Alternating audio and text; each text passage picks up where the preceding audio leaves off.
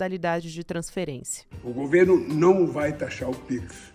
O que acontece é que agora a Receita Federal vai monitorar com mais rigor as movimentações atípicas, que podem ser lavagem de dinheiro ou evasão de divisas.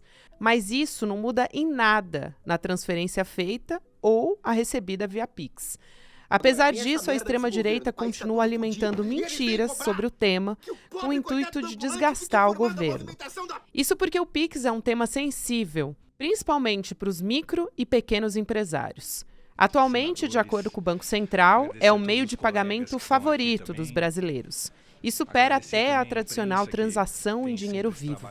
A extrema-direita tem aproveitado a popularidade do Pix para espalhar desinformação, mentira e criar pânico entre a população. Terça-feira, 14 de janeiro de 2025.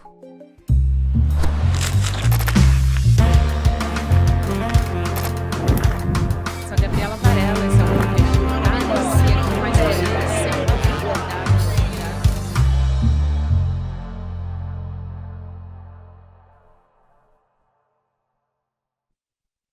Olá, seja muito bem-vindo, seja muito bem-vinda. Eu sou a Gabriela Varela e esse é o videocast em Detalhes. E aqui você já sabe, sempre com um convidado ou uma convidada, a gente analisa uma temática, uma notícia importante do momento. Hoje eu estou aqui mais uma vez com a nossa economista e companheira aqui do DCL Notícias, a Débora Maganha, que também apresenta o Mercado Investimentos e que na sequência vai estar no ar aqui para você que está nos acompanhando pelo YouTube no Mercado. Débora, prazer te receber mais uma vez. Bem-vinda. Obrigada, Gabi. Bom dia a todos e todas que estão em casa. Vamos falar de assunto espinhoso hoje de novo, hein? Vamos falar sobre fiscalização na Receita, que, aliás, é o assunto da semana do Mercado de Investimentos também, sobre o Pix, sobre, enfim, essas todas as operações que estão gerando muitas dúvidas nas pessoas.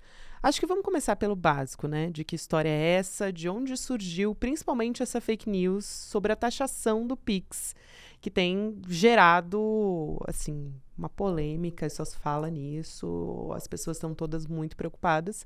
Então, acho que sanar essa dúvida é o nosso principal desafio aqui. Espero conseguir. Vamos lá. A instrução normativa da Receita, ela foi divulgada, na verdade, ela foi publicada no ano passado, em setembro do ano passado. E aí, ela teve esse boom agora, porque ela passa a valer no dia 1º de janeiro de 2025. E aí, ela começa a ter uma abrangência maior. Porque até então, movimentações financeiras, se a gente olhar na instrução normativa ou qualquer coisa que detalhe movimentações financeiras, é tudo que acontece na conta. É se você aplica, é se você faz uma movimentação de um certo tipo, é se você faz uma transferência, tudo que acontece na sua conta corrente é movimentação financeira. Só que as movimentações financeiras, elas mudam ao longo do tempo, elas se modernizam. E a gente tem agora o Pix, né? O Pix, ele passa a ser uma forma de movimentar a conta bancária. E uma forma que se popularizou demais. Nossa, a gente só usa Pix, né? Pois é, eu não uso cartão de débito desde que eu perdi o meu. Eu nem fiz um novo porque o Pix para mim é muito mais fácil.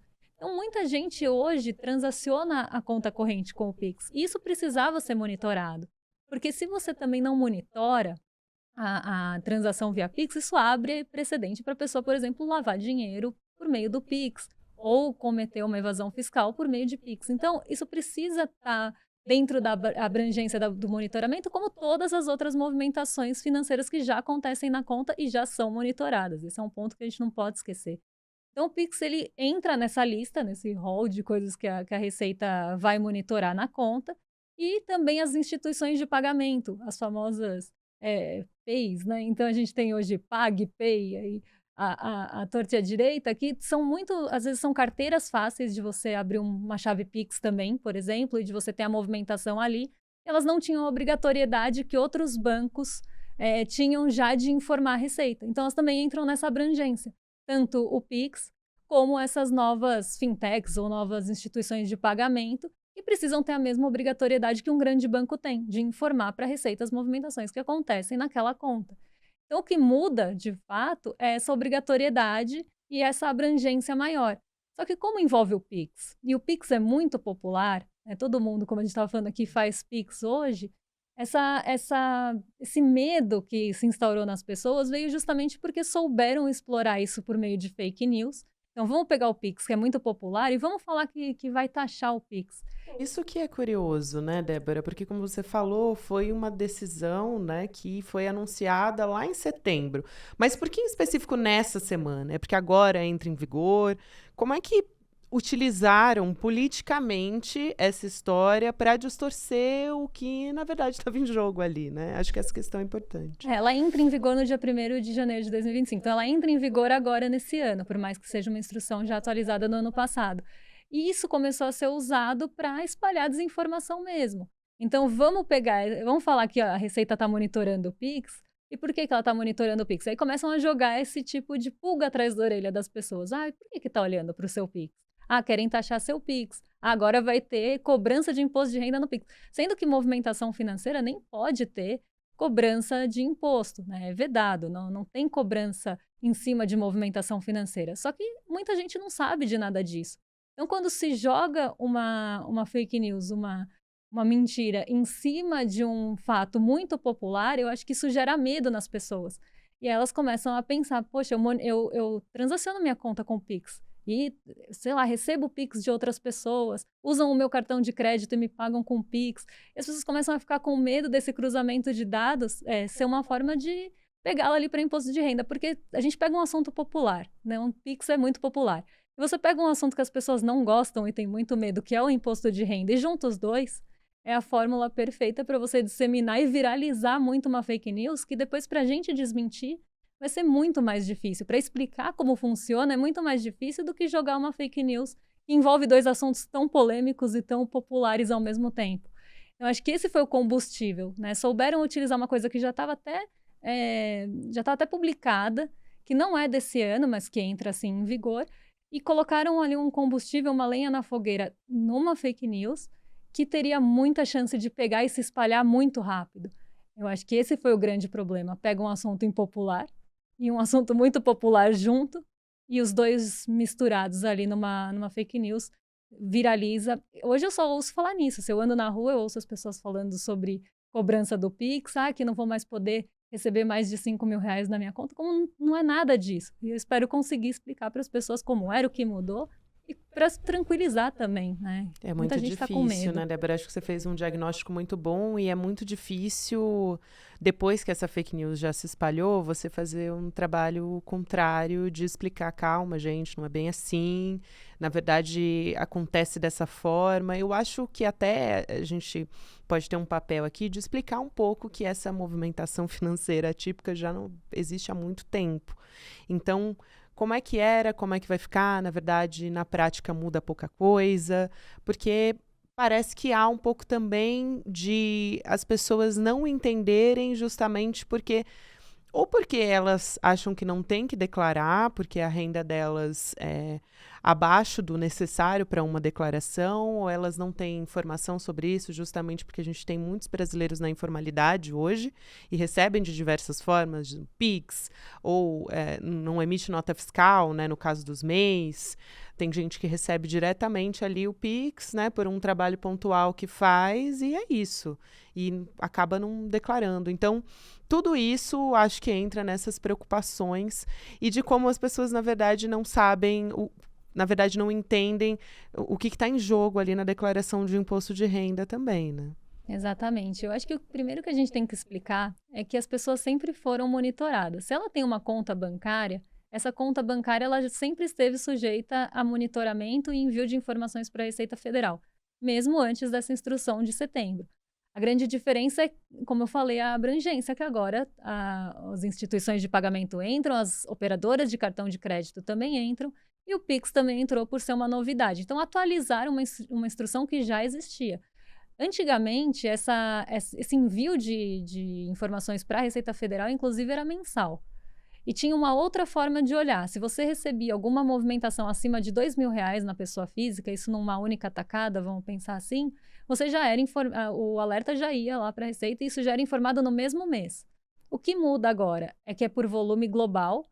Então, volume global de movimentações por tipo de movimentação, e como eu falei, os tipos de movimentação são vários, né? E aí você pode até acessar a lista, quem quiser olhar ali na instrução normativa, porque são muitas linhas de tipo de movimentação. Por movimentação, e volume global. Então, o volume de tudo que entra nessa movimentação na sua conta acaba sendo somado por tipo de movimentação e tem esse limite aumentado para 5 mil, até porque passa a ser volume global e não só uma transação. E o envio de informação agora é semestral também. Antes era todo mês. E agora você tem que entregar, né? Não você, pessoa, mas o banco, né? A instituição financeira tem que entregar essa informação para a Receita semestralmente, antes era mensalmente. Então, também é para uma coisa para diminuir um pouco do custo e das operações que eram feitas por meio dessa e-financeira, que é esse tipo de envio de informação. Mas isso sempre existiu, as pessoas já estavam sendo monitoradas. Então, vamos pensar no caso da pessoa que está na informalidade, que não emitia nota. Se ela tinha uma conta bancária numa instituição, as contas dela já estavam sendo monitoradas antes dessa instrução normativa. Só que ela não sabia disso. Eu acho que a grande questão as pessoas não sabiam que as informações dos bancos iam para a Receita Federal em um dado momento. Mas isso sempre aconteceu. Tanto que lá no passado, eu gosto de trazer esse exemplo, porque é um exemplo prático de algo que sempre acontecia no passado. As pessoas tiravam o dinheiro da conta no fim do ano, no dia 30 lá de dezembro, mais ou menos, elas emitiam um cheque administrativo, resgatavam a aplicação financeira, pagavam o imposto do resgate, coisa que era totalmente desnecessária. Elas tinham medo de passar o ano com dinheiro na conta, porque a Receita ela tira uma foto da sua conta no dia 31 de um ano e no dia 31 do outro, e faz ali como se fosse uma comparação de evolução patrimonial. E a pessoa tirava o dinheiro da conta, tirava o dinheiro das aplicações, resgatava, às vezes perdia uma taxa boa que ela tinha, porque ela queria tirar o dinheiro da conta porque ela tinha medo da Receita ver o quanto ela tinha no banco. E aí ela emitia esse cheque administrativo, no comecinho do ano ela ia lá e depositava, isso era um caos para o banco também, era muito ruim. Mexia com toda a captação líquida do banco, enfim. Você tirava o dinheiro do banco e devolvia no dia 2 de janeiro, no comecinho do ano, todo o dinheiro para a conta, tinha que reaplicar, tinha que fazer tudo de novo. Jantar, né? Como se estivesse ali escondendo super da Receita Federal. Acontece que a gente avisava para a pessoa, não tem por que você fazer isso, porque a Receita já sabe a sua movimentação. Se você tem alguma movimentação na conta, a Receita já sabe, o banco já informa, então não adianta. Mas as pessoas tinham esse medo também de ter essa foto, de ter o patrimônio delas ali, exposto para a Receita num ano e no outro. E isso foi uma prática que eu acho que hoje ela não está mais tão vigente, mas também traz um pouco dessa, talvez, não é nem ignorância, mas dessa falta de conhecimento das pessoas em relação ao que chega para a Receita. Então a Receita já sabe, então se o informal tem uma conta bancária e ele faz ali algumas transações, a Receita já sabe. A grande questão isso não está no radar, até porque acho que a Receita não tem nem ali como colocar os esforços para ver esse tipo de movimentação. Ela vai querer pegar a prevenção de lavagem de dinheiro, ela vai querer pegar a evasão fiscal em grande escala. Então, é para olhar outro tipo de coisa.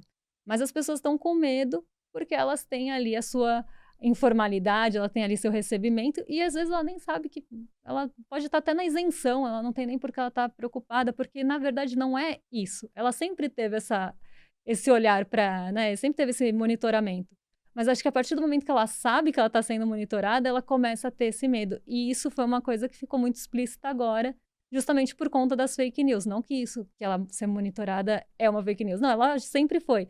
Mas a fake news colocou o holofote nisso. E aí as pessoas agora estão com medo, até desproporcional, de estarem fazendo alguma coisa errada, por exemplo. Isso é muito interessante, Débora, porque você está aqui trazendo informação sobre também a quais dados a Receita tem acesso. E ela já tinha, não é que isso está mudando. A Receita está ali para combater, por exemplo, sonegação fiscais, né? Dentre várias outras coisas, mas tem acesso a todos os dados dessas pessoas, a todas as movimentações mensais que ela faz. Então, tudo isso, qual é a moeda que está sendo usada, tudo isso já era feito. Então, agora, talvez motivada pelas fake news, essa pessoa está tendo uma ideia do que acontece, do que já acontecia. Mas não é que isso é uma novidade. Na verdade, só está se popularizando, vamos dizer assim, né? Exatamente. Achei interessante. Eu não sei, tem uma dúvida que aparece muito de forma recorrente. Essa é uma das dúvidas que acabam aparecendo de forma recorrente, que é, eu tenho uma avó, só a minha avó tem limite de cartão na família toda. Aí todo mundo usa o limite do cartão da avó, todo mundo usa o cartão da avó. E eu nem estou discutindo se você tem que emprestar seu cartão de crédito, porque isso é uma outra discussão. Mas todo mundo naquela família usa o cartão da avó. E aí faz no fim do mês um Pix, porque ela é a única que tem crédito na praça, faz lá o Pix no fim do mês para a avó. Que não tá com o nome sujo. Exatamente. E aí faz o Pix para a avó paga o cartão de crédito. Aí vai monitorar o cartão da avó, vai ver que a avó ganha aposentadoria e paga um cartão muito mais alto. E aí todos os Pix que ela recebeu vão além dos 5.000, né, na soma, e isso colocaria a avó no radar. Aí é que vem o cruzamento de dados, é a importância do cruzamento de dados da Receita, porque a Receita sabe que aquilo é um grupo familiar. E ela sabe que aquilo acontece, que não é ninguém que está pagando a avó por uma renda extra. Ela não tá, aquele rendimento que entra na conta dela não é rendimento tributável, fruto de trabalho ou de algum serviço que ela prestou. A Receita vai saber disso se ela cruzar os dados. Inclusive, o cruzamento de dados é importante por isso. Dela saber que é um grupo familiar, dela saber que aquilo ali é para pagar uma fatura.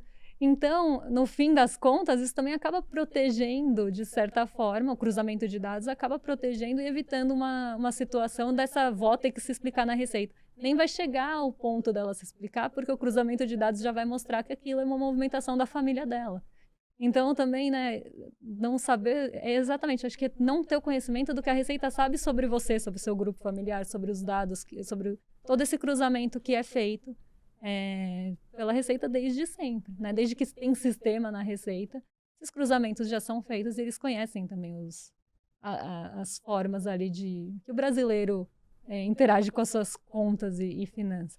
E aí, pensando nesse ótimo exemplo que você deu, as pessoas estão pensando, tá, mas e aí, o que eu posso fazer, né? O que eu preciso fazer?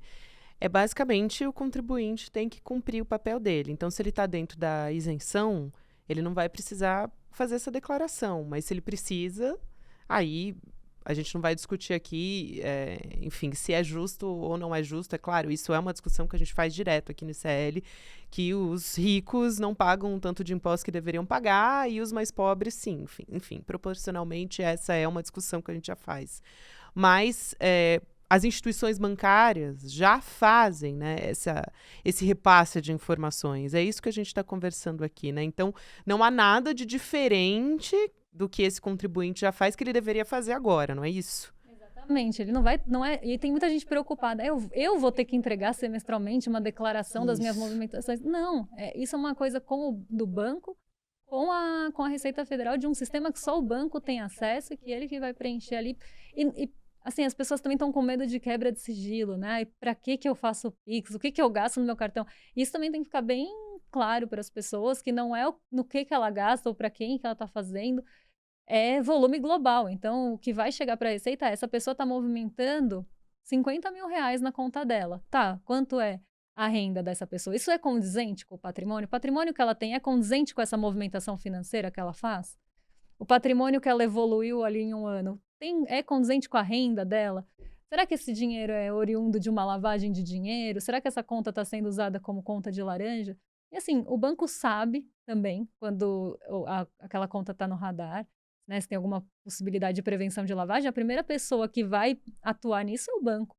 E aí ele vai informar para os órgãos competentes que aquela conta pode ter algum indício. Isso também está em todas as instruções de banco e, enfim, normas que já existem também. Então, a preocupação que essa pessoa tem que ter é declarar os rendimentos da maneira correta. Quer dizer, se ela ganha 7 mil reais por mês, imaginando aqui, e ela gasta 11 no cartão de crédito todo mês, talvez ali tenha uma movimentação atípica. Nem diria que essa movimentação é tão atípica. Porque muitos brasileiros estão endividados. Exatamente. A gente as pessoas operam muito no crédito aqui no Brasil. E o próprio limite da conta e o próprio limite do cartão de crédito também leva isso em consideração. A renda é uma das coisas para vocês dar limite para uma pessoa. Então, e a movimentação bancária também. Então, as pessoas estão preocupadas, né, com algo que talvez não seja justamente para ela entrar no radar. Não é o Pix da avó para pagar o cartão de crédito que está no radar da Receita. Não é se você tem ali uma movimentação porque você vendeu um sofá da sua casa e aquilo atipicamente entrou na sua conta. Não é esse tipo de movimentação. A grande questão é, você declara para a Receita, eu vou fazer aqui um exemplo bem exagerado. Você declara para a Receita que sua renda é 5 mil reais mensais. Só que a sua movimentação é milionária na conta. A Receita vai acender um alerta e vai começar a olhar aquela conta mais de perto para entender de onde vem esse recurso Cruzar informações. Exatamente, que não está no radar, que não está na declaração de imposto de renda. Da onde vem esse rendimento? Esse rendimento, ele é tributável? Esse rendimento vem da onde? Mas aqui é para pegar justamente outros tipos de evasão fiscal. Principalmente, eu acho que a lavagem de dinheiro nesse caso. Porque o Pix, ele acabava sendo, como ele não estava sendo monitorado, ele acabava sendo uma alternativa também para uma possibilidade de lavar dinheiro. Inclusive, se você tentar fazer Pix para uma conta suspeita, você vai receber um alerta. Você tem certeza que você quer fazer Pix para essa conta? Porque essa conta pode ser golpe. Então, porque aquela conta já deve estar provavelmente no radar de alguma instituição financeira. Então, as pessoas precisam entender, né, que o monitoramento já existe, ele só está mais abrangente, mas não é para ficar ali cruzando microdados a ponto de pegar o Pix que você fez para sua avó para pagar o cartão de crédito que ela te emprestou. Não é bem por aí, né? Isso tudo também faz parte das informações que já existem sobre você e que provavelmente não vai te colocar para prestar esclarecimentos porque você gastou 11 e ganha 7. Para a gente fechar, eu queria te ouvir, também ouvir sua análise política sobre isso, né? Você que acompanha todos os dias como é que tem sido o desempenho no ponto de vista da pasta, né, de economia para o governo Lula e o quanto a popularidade do governo tem sido desgastada também com questões como essa, por exemplo, de uma fake news que acaba se proliferando de uma forma que é muito mais difícil você trazer a explicação depois. A gente está, inclusive, num momento de transição de comunicação do governo, né, para um novo representante que quer tomar, né, novas decisões ali na pasta para que isso chegue na população de uma maneira diferente. Fato é que pode ser mais um fator a afetar a popularidade do governo. E a gente tem um cenário, quando a gente analisa as pesquisas, né, de popularidade do governo Lula, ou também, claro, ainda falta muito tempo para chegar lá, mas a gente também já tem alguns cenários sendo colocados em relação à presidência, né, às eleições presidenciais. E a última pesquisa que a gente teve até coloca Lula e Bolsonaro, que está inelegível, mas que é o principal candidato, vamos dizer assim, da extrema-direita, candidato que não está apto, por enquanto, a concorrer, mas que está ali aparecendo nas pesquisas. Coloca em pé de igualdade, assim como no cenário das últimas eleições, então seria muito apertado. Como é que fica a popularidade do governo nesses casos e na sua avaliação, acompanhando todos esses fatores que vão aos poucos deteriorando a imagem do governo? O que precisaria ser feito para comunicar de forma adequada para a população, para que isso, enfim, para que as dúvidas não acabem gerando uma bola de neve, né? Como a instrução ela é do ano passado, talvez tenha faltado explicar o que era essa instrução, porque a instrução ela foi publicada, passa a valer agora, e parece que o governo não estava muito preocupado em explicar essa instrução, porque ela já existia. Então, como já era uma instrução que ela já era vigente, ela só foi atualizada, só foi modificada em alguns pontos, que dizem respeito mais à instituição financeira entregar os dados do que às pessoas de forma geral, eu acho que o governo não deu atenção para isso. Então, ele não, antes de entrar em vigor, ele poderia ter ido explicar, olha, a gente vai atualizar a instrução normativa, agora as instituições de pagamento e outras formas de movimentação bancária vão entrar ali na forma nos dados que são monitorados pela Receita e que são entregues pelas instituições financeiras. Poderia ter explicado isso. Mas acho que a grande questão ninguém ligava para isso antes. Quem sabia dessa instrução normativa antes dessa bomba estourar? Eu acho que o governo não deu a importância para essa instrução e justamente por não dar essa importância para a instrução, por ela já existir, por ela ter uma modificação ali muito condizente só para instituições financeiras, eu acho que eles não pensaram isso poderia ser usado de combustível com a fake news contra eles. Então, acho que faltou, né, talvez explicar antes de colocar em vigor, mas eu também não sei se o governo teve o tato de saber que isso ia tomar a proporção que tomou, porque a eu acho que no previsibilidade cenário também normal não tomaria essa proporção, porque ela já existia, a instrução normativa. Então, poderia ter explicado antes que ia mudar alguma coisa? Poderia. Mas eu não sei se ia fazer também o efeito que mitigar toda essa desinformação que foi feita justamente depois, porque pegaram um trecho e distorceram completamente. Não sei se faltou do governo antever que isso poderia ser distorcido, já que o Pix é tão popular e o governo Lula já está com essa má fama, vamos pensar assim, de taxação. Porque não é de hoje que surgem esses tipos de conteúdo em relação a taxar, a taxação do governo Lula. Então não é de hoje que surge esse tipo de até desinformação. A gente viu aí deepfake do Haddad falando que vai taxar cachorro e pré-natal. Então, não é de hoje que isso entra em pauta. Tá cada vez mais difícil, né, Bora? Exatamente. Então, não é de hoje. Então, eles poderiam prever que mexer em alguma coisa da Receita Federal poderia trazer uma desinformação em cadeia que ia chegar onde chegamos, né, de ter que desmentir coisa óbvia de taxação de cachorro e de Pix, que está na Constituição. Mas acho que faltou, talvez, esse tato de que isso poderia ser explorado de forma indevida pela extrema-direita para tentar mexer com a popularidade do governo, já que imposto é uma coisa que, no Brasil, mexe com os ânimos de todo mundo. Ninguém gosta de falar em imposto, ninguém gosta de declarar imposto de renda, as pessoas não gostam de pagar imposto. Então, isso é um assunto muito delicado. Então, talvez ter essa tratativa pudesse ser uma possibilidade.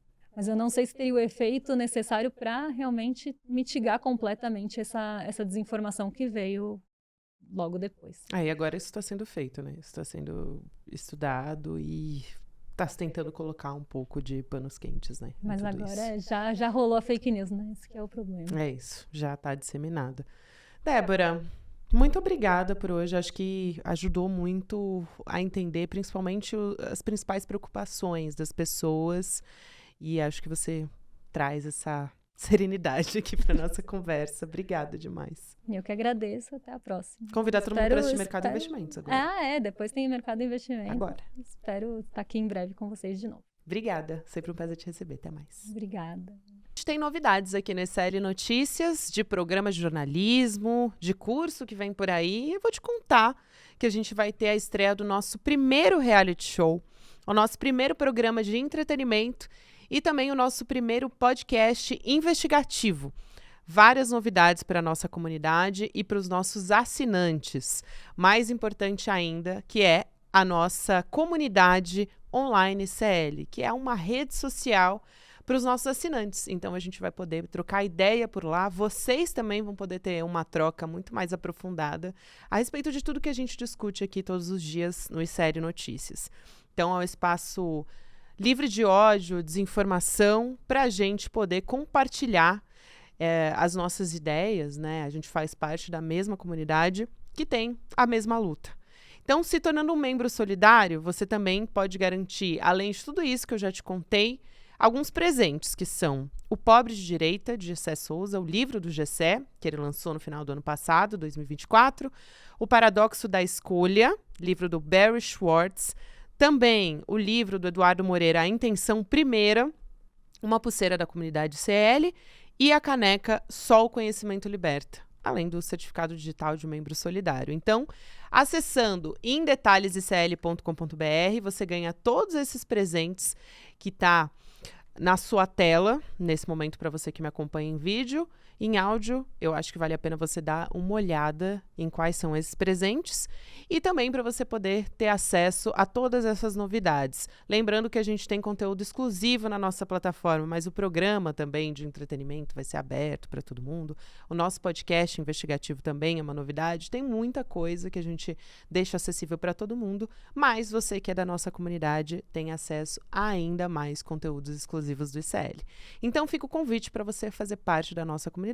Lembrando, em detalhesicl.com.br para virar parte do nosso grupo de assinantes. Obrigada a você que me acompanhou até aqui. Agora você fica com o Mercado Investimentos, na sequência Rolê CL, e você pode ouvir o Em Detalhes também todos os dias nas plataformas de áudio. Até amanhã. Criticar o mundo das apostas é impopular. Pouco interessa os meios. Interessam apenas os fins. E os fins são muito lucrativos nesta indústria. O sonho, o desejo, a possibilidade de você encontrar um atalho para enriquecer, que não existe. Algumas fazem propaganda enganosa e chegam a usar desde influenciadores suspeitos de faturar em cima do prejuízo dos fãs até crianças de 6 anos. Inteira, várias gerações vão perder o interesse no esporte porque ninguém quer assistir uma competição que você saiba o resultado previamente. Precisa existir uma regulação muito forte em cima disso. Eu entrei em depressão por conta do jogo. No meu caso, eu perdia 30 salários por mês. Mas quando eu perdia, aí onde eu queria cometer suicídio, onde eu queria me matar. Eu sou filha de alguém que era viciado em corrida de cavalo. Não tem nada de bom que venha disso. Elas são vítimas que não denunciam, elas são vítimas que se calam. Poxa, mas esse discurso não é um discurso muito moralista? Não, é um discurso de alerta. E pode ter certeza, neste exato momento em que você assiste a este documentário, tem alguém perdendo muito dinheiro com as bets. A bola sempre ganha. Sempre.